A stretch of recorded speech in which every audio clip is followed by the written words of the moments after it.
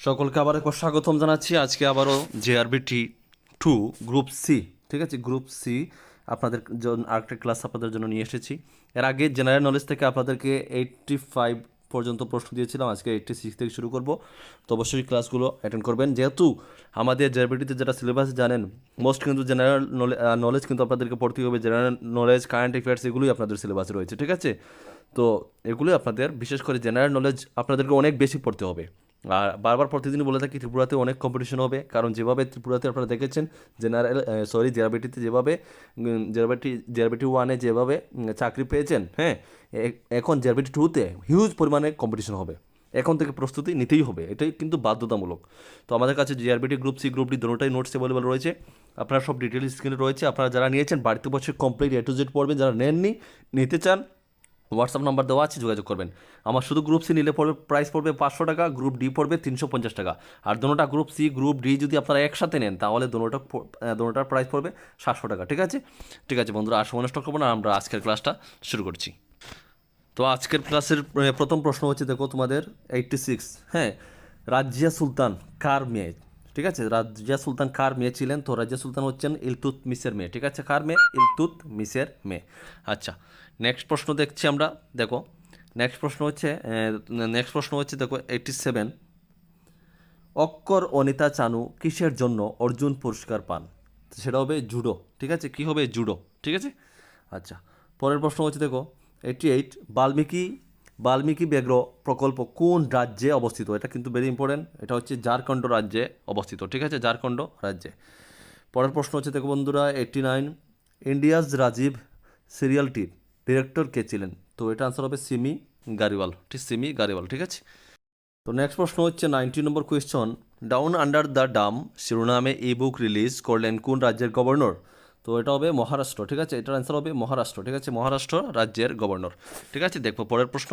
তো পরের প্রশ্নটা দেখো তোমাদের সামনে 91, খিলজি বংশ কবে প্রতিষ্ঠা হয়? খিলজি বংশটা কবে প্রতিষ্ঠা হয়? সেটা হবে অপশন ডি 1290 খ্রিস্টাব্দে। কবে? 1290 খ্রিস্টাব্দে। নেক্সট প্রশ্ন, কোন নদীর সব থেকে বড় নিকাশি ব্যবস্থা আছে? কোন নদীর সব থেকে বড় নিকাশি ব্যবস্থা আছে? সেটা হচ্ছে আমাজন নদী, ঠিক আছে, সেটা কি? আমাজন নদী।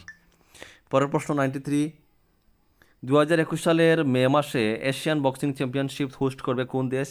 এটা হচ্ছে ভারত, 2021 সালে, ঠিক আছে। এটা কারেন্ট অ্যাফেয়ার্সের প্রশ্ন ঢুকে গেছে, তো এটা না পড়লেও চলবে, হ্যাঁ।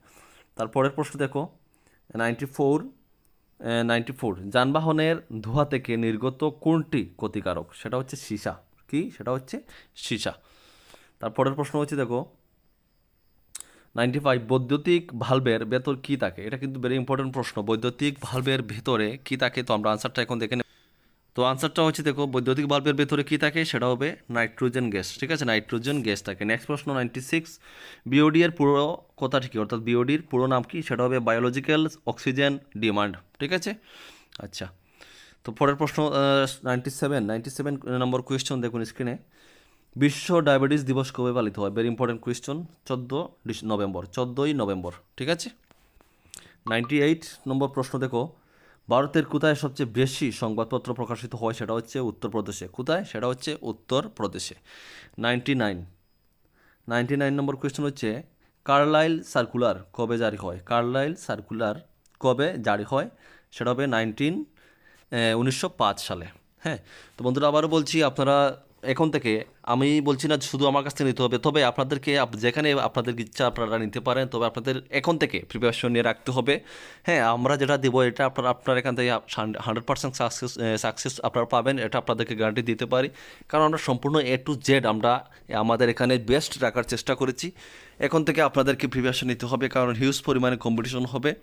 আপনারা বুঝতে পারছেন ত্রিপুরাতে 5টা যদি চাকরির মানে একটা নোটিফিকেশন আসে, এই 5টা পোস্টের জন্য লাখ লাখ বেকাররা কিন্তু অ্যাপ্লিকেশন করে। আর এখানে জেআরবিটি কিন্তু অনেকটা ভ্যাকেন্সি নিয়ে আসবে। তো বুঝতে পারছেন মানে কীভাবে কম্পিটিশনটা হবে, হ্যাঁ। তো আপনাদেরকে এখন থেকেই পড়তে হবে, শুধু জেআরবিটি না, তহসিলদার যেগুলো আপকামিং এক্সাম আছে, এখন থেকে আপনাদেরকে প্রিপারেশন নিয়ে রাখতে হবে। তো বন্ধুরা আজকের মতো এখানেই ক্লাসটা শেষ করলাম, দেখা হচ্ছে পরের ভিডিওতে।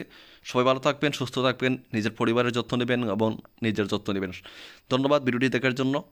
জয় হিন্দ, জয় ভারত, বন্দে মাতরম।